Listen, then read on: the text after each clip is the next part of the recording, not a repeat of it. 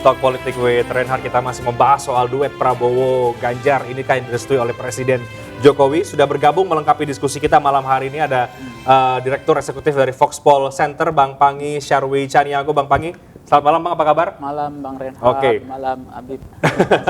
Saya akan langsung ke Anda Bang Pangi sebagai analis yang mengamati dari luar. Tadi sudah banyak membahas juga dengan Bang Habibur Rahman dan juga Mas Handoko dari Projo yang kemudian tampaknya memang sama-sama punya kesamaan pandangan soal Pak Prabowo yang memang dekat dengan Pak Jokowi dan Pak Jokowi yang menunjukkan kenyamanannya dengan Pak Prabowo dan juga Pak Ganjar Pranowo. Apakah Anda membaca bahwa duet inilah yang diinginkan oleh Presiden Jokowi, Mas Pangi? Iya Bang Reinhard, kalau dari lihat gelagat ya atau tafsir politik orang atau mencermati kemana arah dukungan Pak Jokowi, endorse yang paling besar itu memang banyak ke Pak Ganjar. Yang kedua adalah ke Pak Prabowo, termasuk yang ketiga ada Pak Erik dan nama-nama lain ya, termasuk beberapa nama gitu. Bahkan menurut saya nama Mbak Puan misalnya itu hampir tidak terjadi promosi atau endorse dilakukan oleh Pak Jokowi. Seolah-olah memang legitimasi bahwa yang pantas untuk melanjutkan programatik atau keberlanjutan pembangunan Pak Jokowi itu ada pada dua yang beliau percayai, yaitu Mas Ganjar dan Pak Prabowo. Itu yang pertama. Yang kedua adalah ada dua hal yang menarik dari temanya Bang Reinhard ini adalah Prabowo Ganjar atau Ganjar Prabowo. Yang paling memungkinkan kalau misalnya simulasi Prabowo Ganjar itu adalah simulasi misalnya ini adalah testing dewata dari Pak Jokowi untuk mengingatkan PDIP.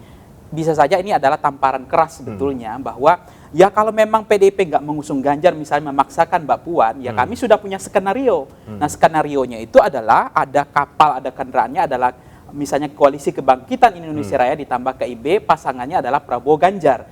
Ini kan bentuk bahwa menaikkan bergening posisi saja bahwa ya ini adalah pasangan yang penting gitu bagi Pak Jokowi untuk memaksakan intervensi seolah-olah begitu. Nah, tetapi kalau menurut saya yang paling realistis sebenarnya dari cross step data dari tabulasi Foxpol Center itu memang tiga nama ini secara potret racikan elektoral Mas Reinhard itu memang cukup potensial. Calon kuat, baik Pak Prabowo, Ganjar maupun Pak Anies.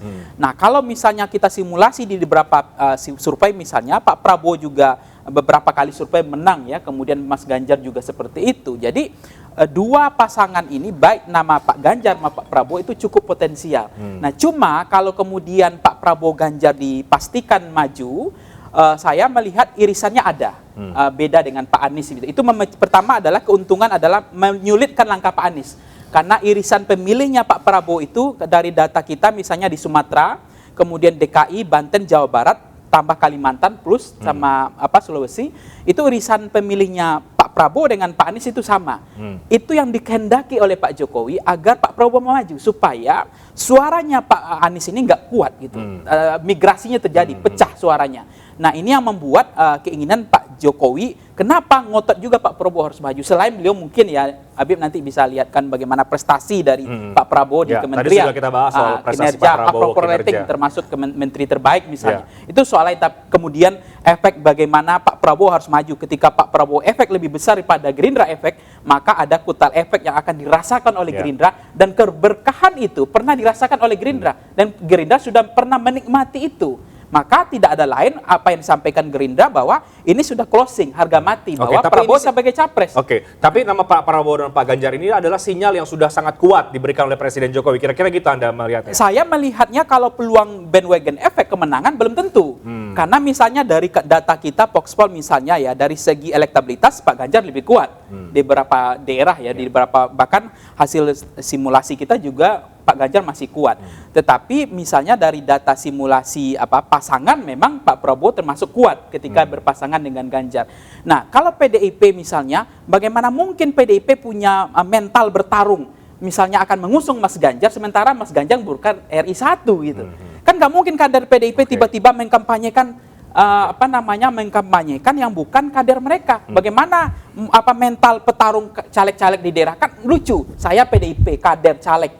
tiba-tiba saya mengkampanyekan Pak Prabowo gitu sebagai calon presiden. Di situ saja sebetulnya tidak common sense, tidak realistis bagi PDIP. Itu yang menyulitkan menurut saya pasangan ini ideal, bagus. Oke, jadi tapi ketika ada Pak Prabowo sebagai capres, itu berbeda tanggapan. Jadi Anda mau katakan idealnya Pak Prabowo cawapres, Ganjar capresnya gitu? Itu positioning posisi dari segi simulasi kemenangan, dari cross-step data yang kita coba lihat, termasuk potensi kemenangan. Tetapi kan bagi Gerindra tidak ada pilihan lain bahwa Pak Prabowo harus Nah, ketika Pak Ganjar adalah capres, ketika Pak Prabowo adalah positioningnya sebagai capres, ini kan agak deadlock, agak kesulitan. Harus ada yang ngalah. Harus ada yang ngalah ya. Harus ada yang ngalah. Nah, dua hal ini yang menurut saya Pak Jokowi akan milih yang mana? Kalau saya menduga, boleh saya nanti disalahkan, boleh kutipan saya ini catat nanti. Saya menduga sinyal Pak Jokowi lebih merestui adalah Ganjar Prabowo, bukan Prabowo Ganjar. Tapi itu bisa boleh dikoreksi, saya salah ngomong ini gitu. Tapi ini melihat tiga hal. Pertama adalah kan potensi kemenangan. Yang kedua adalah irisannya Pak Jokowi dengan Pak Ganjar itu, Jokowi dengan maksudnya keberlanjutan Pak Ganjar ada pada Pak Jokowi. Tapi irisannya Pak Prabowo dengan Pak Ganjar itu memang menarik. Karena irisan sumber suaranya berbeda. Pak Ganjar itu kuat di Indonesia Timur juga, di NTT, Bali misalnya, di Jawa Tengah. Pak Prabowo itu kuat di Barat misalnya. Itu cukup bagus sekali simulasinya. Jadi kalau diduetkan, duetnya cukup menarik sebetulnya. Duetnya menarik, tapi posisinya yang kurang menarik. Nah, termasuk Bang Rehat misalnya, dari segi pengalaman, track record, Pak Prabowo pernah menjadi menteri, ini bagus gitu. Pak Ganjar pernah menjadi kepala daerah 2 periode. Ini dari rentangan pengalaman, mereka adalah pengalaman yang cukup berkelas gitu. Baik. Saya ke Bang Habibur Rahman. Nah, ini kan tadi sudah kita bahas ya Bang, meskipun belum mau melompat sampai ke sana ini soal sampai capres-cawapres, tapi ya mau tidak mau dari munculnya duet ini, kemudian pertanyaannya kan siapa yang mau mengalah begitu? Pak Prabowo mungkinkah jadi cawapres? Silakan, makanya kan silakan kalau Bang Pangi kan pengamat ya, kalau kita kan tentu tidak akan menyatakan sikap yang prematur. Ya, saya sudah tadi sampaikan tadi bahwa kita saat ini belum bisa mensikapi narasi-narasi seperti yang disampaikan Pak Pangi. Kita terikat pada fatsun koalisi, ya, di mana penentuan capres dan cawapres kalau di tingkatan koalisi Kebangkitan Indonesia Raya itu ada di Pak Prabowo dan Pak Gus Muhaimin Iskandar. Apapun yang berkembang, tentu kami sampaikan nih informasi, beliau juga berdua tentu juga sudah menggali informasi, kami akan sampaikan kepada beliau berdua untuk kemudian diputuskan. Tapi kalau kembali maunya Gerindra tentu tidak mau dong Pak Prabowo sebagai cawapres, misalnya begitu kira-kira ya Bang Habibur Rahman? Ya kalau itu kan jelas, itu keputusan Rapimnas kita ya, kita tidak berubah ya. Tapi mungkinkah Pak Prabowo mengalah menjadi cawapres? Pertanyaannya begitu. Ya saya pikir kalau keputusan partai kan Pak Prabowo capres. Ya. Jadi tidak mungkin menjadi cawapres? Bukan persoalan mungkin nggak mungkin, keputusan kita Pak Prabowo capres. Oke. Tampaknya ya tentu begitu ya Bang Pangi, karena kan pasti semuanya maunya capres duluan begitu, sama nanti gimana hitung-hitungan politiknya itu yang kemudian menjadi berbeda. Gimana Bang Pangi? Iya, karena memang kalender kita pemilu serentak ya, bahwa mungkin Gerindra dan PKB ini yang paling memahami apa sebetulnya asbabun nuzul kalender pemilu serentak ini. Ini ada kepentingan dalam kalender pemilu serentak ini. Nah, kepentingan itu yang kemudian Gerindra sudah merasakannya, sudah pernah menikmati. PKB juga, kenapa sejauh ini saya hormat ya kepada 3 partai ini, Gerindra, PKB dan Golkar. Karena masih konsisten bahwa misalnya begini, Golkar adalah Erlangga, itu nggak berubah. Karena bagi mereka adalah 2 kali Golkar absen. Kali ini Golkar harus maju. Tidak maju saja sebagai calon presiden Golkar, itu sudah bisa leading 2 besar. Itu tidak maju sebagai calon ketua umumnya, nggak maju, 2 kali absen karena ada Pak Jokowi. Nah, begitu juga PKB sejauh ini masih ngotot, masih konsisten bahwa PKB adalah Caimin, termasuk Gerindra. Gerindra adalah Prabowo, Prabowo adalah Gerindra. Dan kampanye mereka kan kalau kita lihat turunnya kan sama, tidak berubah. Nah, ini yang kemudian menyulitkan di dalam otak-atik koalisi, di dalam simulasi koalisi, yang menyulitkan adalah sebetulnya kalau pasangan ideal-ideal aja semuanya. Tetapi yang kesulitan Prabowo, Caimin juga masih ideal misalnya. Bahkan misalnya kemarin muncul lagi ada Ganjar Erlangga, masih ideal saja. Tetapi yang kesulitan mereka adalah mencari format yang paling ideal, siapa capres dan siapa cawapresnya. Karena apa? Berbeda Bang Rehat ya, Habib ya, ketika dulu ada kalender pemilu berbeda, tidak serentak. Orang pemilu legislatif dulu, ya kan, di Februarinya, baru nanti di Juninya baru pilpresnya. Itu tidak ada masalah karena nggak ada efeknya. Nah sekarang orang di bilik suara yang sama secara psikologi, apalagi ada nama calon presiden, ada nama partai politik, akan berpengaruh ke partainya. Akan berpengaruh kepada partainya. Ini yang kemudian partai politik mengambil momentum ini. Partai politik seperti Gerindra memahami kalau ini nggak diambil momentum ini, kalau tidak diputuskan hal yang menarik ini, kalau nggak diambil oleh Gerindra, diambil oleh partai lain. Karena kan kesulitan misalnya Gerindra. Kalau Gerindra mengusung Ganjar misalnya sebagai calon presiden, Gerindra Pak Prabowo sebagai cawapres, bagaimana mentalnya kader-kader Gerindra untuk mengkampanyekan Mas Ganjar di dapil-dapil? Itu adalah realistis dalam politik. Akan lebih menyenangkan bagi mental bertarung Gerindra itu akan bergelora atau semakin semangat ketika calon presidennya adalah Pak Prabowo, partainya Gerindra. Tetapi kalau cawapres kan beda lagi. Dia frekuensinya beda lagi, turun Begitupun lagi. dengan PD Perjuangan tentu kan. Betul. Logika yang sama. Logika yang sama, linkage politik nggak nyambung. Sehingga ini yang membuat sekarang itu ada kemungkinan terbentur di situ posisi. Tapi Anda mengapresiasi partai-partai seperti Gerindra, PKB, Golkar yang tetap memajukan ketua umumnya. Yes, saya Bang Reinhardt. Kalau partai yang tidak memajukan ketua umumnya gimana? Ini yang menurut saya Bang Reinhardt ya. Saya agak bingung ya, saya agak kaget gitu. Lucu menurut saya, aneh benjai. Kok ada ya hari ini mereka memikirkan pilpresnya. Padahal yang penting itu adalah kemenangan partai, prestasi partai adalah memenangkan partai politik. Pileknya dulu. Pileknya dulu. Nah hari ini ada partai yang kemudian pokoknya pilpresnya menang. Bahkan sebaliknya mazhab kedua, partai mengatakan pilpres masa bodoh. Yang penting partai politik menang. Kalau partai politik menang, dia akan kuasai parlemen. Nah apalagi keduanya bisa menang. Pilpresnya menang, partainya menang. Itu keberkahannya lebih besar lagi gitu. Tetapi aneh menurut saya, ada partai politik yang menyerahkan lehernya tanpa syarat kepada panglima tertinggi. Ada itu. Saya nggak perlu disebut partainya. Ini kan lucu. Dia sebagai ketua umum partai yang punya mental bertarung bagaimana partai sebagai pemenang, tiba-tiba ini tiket dirobek gitu, tidak dipakai untuk partai politik sebagai melahirkan rahim. Meskipun itu nanti mungkin parpol punya hitung-hitungan lagi ya Bang Panggi soal itu. Tapi saya ke Mas Handoko, Mas betul tidak tadi bacaannya Bang Panggi bahwa sepertinya memang Pak Jokowi itu lebih maunya Ganjar yang presiden, capresnya. Ya kan Bang Panggi tadi gitu kan bilangnya kan? Saya mau jawab dulu tadi yang tadi terputus. Mengenai penerimaan di kalangan relawan Jokowi. Saya pakai parameter hasil musra ya. Karena itu mekanisme yang kami lakukan untuk menjaring suara dan dengan metode tersendiri yang memang beda dengan survei ya. Ternyata memang ada 3 nama saya sebutkan tadi. Di tier 1 itu ada 3 nama. Ada namanya Pak Prabowo, ada namanya Pak Ganjar Pranowo, ada namanya Pak Erlangga Hartarto. 3 nama ini memang merajai kontestasi musra yang sudah 23 provinsi kita gelar. Bahkan beberapa kali mengejutkan, misalnya di Jawa Tengah. Di Jawa Tengah itu mungkin kita pertama mikirnya udahlah ini disapu bersih nih sama Ganjar ini. Hasilnya? Pak Prabowo itu selisih sedikit sekali dengan Pak Ganjar. Memang Pak Ganjar di urutan pertama. Pak Prabowo nomor 2, tapi tipis sekali. Misalnya seperti itu kejutan-kejutan. Kemudian di tier kedua itu lebih mungkin ngomongin wapres ya kalau ini ya. Jadi ada 3 nama juga yang selalu mencuat. Ada nama Pak Muldoko, ada nama Pak Mahfud MD, Pak Sandiaga Uno. Ya kan? Ini artinya 6 nama ini cukup diterima di kalangan relawan Pak Jokowi.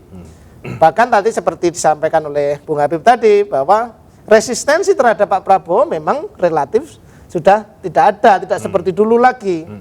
Sehingga nama-nama ini beredar cukup kencang di musra.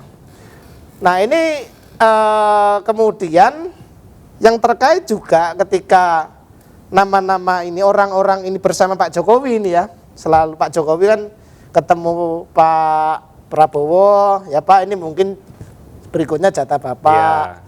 Di beberapa kesempatan ngomong yang orang menafsir itu rambut putih itu Pak Ganjar. Di acaranya Golkar ngomong Pak Erlangga yang punya pengalaman masalah perekonomian segala macam, itu juga ditangkap oleh kawan-kawan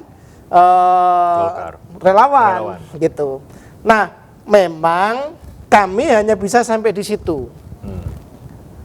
mungkin nanti kami akan di ujungnya nanti nggak tahu apakah ini akan berubah atau tidak. Nama-nama yang pada posisi tinggi di Musra itulah yang akan kami serahkan ke Pak Jokowi. Berikutnya tentu permainannya adalah persoalan tadi konstelasi partai.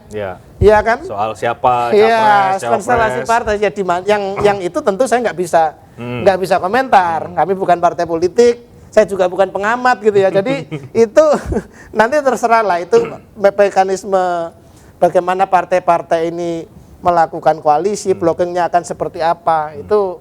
Tapi mungkin nggak jauh-jauh dari nama-nama yang kami saring di bawah. Tapi betul juga. Tidak seleranya Pak Jokowi tetap maunya lebih ke Pak Ganjar, favornya yang tadi disampaikan oleh Bang Panggi. Ya, kalau Pak Ganjar capresnya ya. Kalau menurut saya sebetulnya bukan soal selera.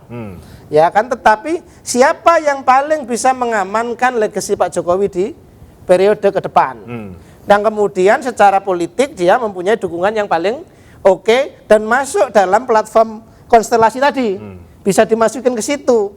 Kan misalnya sama aja kan ketika selera senengnya si A misalnya.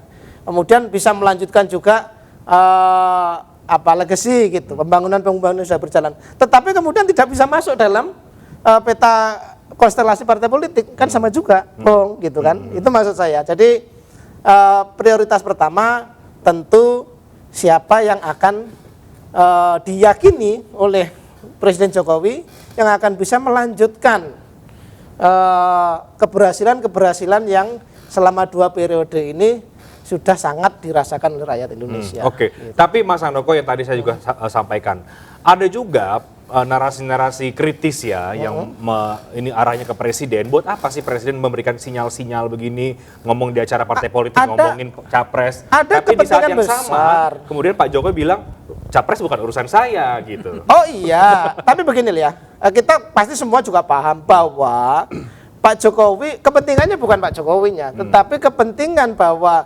bangsa ini kemudian proses pembangunan segala macam berlanjut pada track yang benar, yang dasar-dasarnya sudah diletakkan Pak Jokowi, ini akan berlanjut. Sebenarnya itu kepentingannya, bahwa kalau kemudian ngomong urusan capres bukan urusan saya ya, karena yang memang punya tiket para partai politik, kan seperti itu. Tetapi pasti sebagai presiden di Republik ini yang sampai hari ini approval ratingnya masih sangat tinggi gitu kan, ini kan fenomenal Pak Jokowi. Di ujung-ujung perjalanan periode beliau approval ratingnya masih sangat tinggi, popularitas sangat tinggi. Tentu juga itu akan memunculkan kesadaran bahwa ini bisa jadi modal politik yang kepentingannya apa? Kepentingannya untuk pembangunan bangsa ini berlanjut dengan baik. Saya yakin Bang Panggi sudah mau komentar, tapi saya break dulu ya, saya jeda dulu. Saya juga akan ke Bang Habibur Rahman, tapi kita jeda, kami akan segera kembali sesaat lagi.